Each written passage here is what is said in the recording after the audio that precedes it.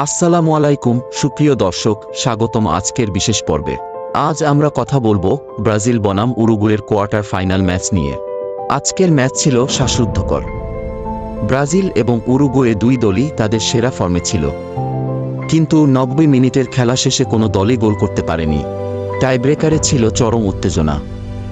Brazil এবং Uruguay উভয় দলই নিজেদের স্নায়ুচাপ সামলে রাখার চেষ্টা করেছে, কিন্তু এডার মিলিতাও এবং ডগলাস লুইজের পেনাল্টি মিসের কারণে শেষ পর্যন্ত উরুগুয়ে টাইব্রেকারে ৪-২ ব্যবধানে জয়লাভ করে সেমিফাইনালে পৌঁছেছে। উরুগুয়ের জয় নিশ্চিত হওয়ার পর উরুগুয়ে দলের খেলোয়াড়দের উল্লাস আর সমর্থকদের আনন্দ ছিল দেখার মতো, কিন্তু ব্রাজিলের হারটা খুবই ব্যথিত করেছে ব্রাজিল ভক্তদের। আশা করি ব্রাজিল আবার আগের ছন্দে ফিরে আসবে। দর্শক, আপনি কি ভাবছেন এই ম্যাচ সম্পর্কে?